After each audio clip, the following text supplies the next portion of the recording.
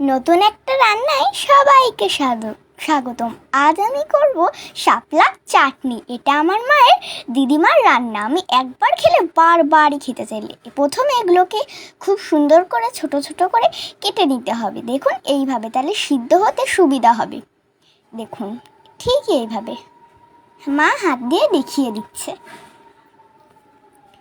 হ্যাঁ, এবার কড়াইতে খুবই অল্প জল দিয়ে দিতে হবে। তার ভিতরে অল্প লবণ এবং হলুদ দিয়ে খুব সুন্দর করে কষিয়ে নিতে হবে শাপলাটাকে দিয়ে। দেখুন আমি লবণ দিয়ে দিলাম অল্প, তারপর একটু হলুদ দিয়ে দিলাম, খুবই অল্প পরিমাণে দেব। তারপরে দিয়ে দেব কিন্তু একটু শাপলাটা, যে শাপলাটা আমরা ছোটো করে কুচিয়ে রেখেছি। দেখুন এবার দিয়ে দেবো শাপলাটা, দিয়ে কিন্তু খুব সুন্দরভাবে সিদ্ধ করে নিতে হবে। দেখুন এইভাবে মা কিন্তু শাপলাটাকে ঢেলে দিল কড়াই প্যানে। দেখুন এইভাবে। তারপরেই আমরা এখানে একটু এটা সিদ্ধ বসানোর আগে তেঁতুল ভিজিয়ে রাখছি। এটা দিলে, রান্নায় দিলে খুব সুন্দর স্বাদ হবে। এই যে ভিজিয়ে রাখা হয়ে গেছে, তাহলে ভালো করে হবে তেঁতুলটা। এইবার কিন্তু দেখুন খুব সুন্দরভাবে সিদ্ধ হয়ে গেছে আমার শাপলা। মা একটু নাড়িয়ে চাড়িয়ে নিচ্ছে তাতে টেস্টটা আরও বাড়ে। তারপরে ম্যাশ করে নিচ্ছে, এই যে ম্যাশ করে নিচ্ছে খুব সুন্দর করে। এই যে ম্যাশ করছে।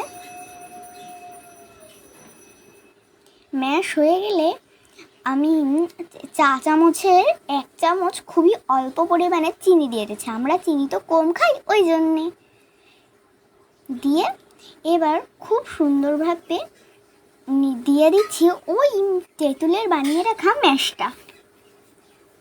ওটা কিন্তু খুব সুন্দরভাবে ভিজেও গেছে। এবার খুব সুন্দরভাবে মিশিয়ে ফেলবো। দেখুন এইভাবে খুব হালকা করে।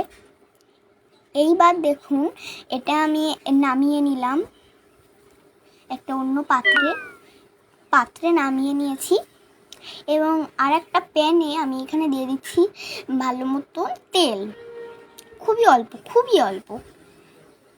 তারপরে দেখুন তেলটাকে আমি দিয়ে দিয়েছি। তেল গরম হলে তার ভিতরে দিয়ে দিতে হবে খুবই অল্প পরিমাণে সর্ষে, আর দিতে হবে শুকনো লঙ্কা ফোড়ন, যেটার ফলে খুব টেস্টি হবে রান্নাটা। এবার এটার ভিতরে ঢেলে দেব সেই চাটনিটা। টক ঝাল মিষ্টি, খেতে খুব দারুণ। তারপর একটু আটা গুলিয়ে দিয়ে দিলে পাতলা ভাবটা চলে যায়, একটু গাঢ় ভাব আসবে। রান্নাটা খুবই সাধারণ কিন্তু খেতে কিন্তু অসাধারণ। আমি তো খুব পছন্দ করি। রান্নাটা কেমন হয়েছে সেটা অবশ্যই কমেন্টে জানাবেন। লাইক, শেয়ার, ফলো দিয়ে পাশে থাকবেন। ধন্যবাদ।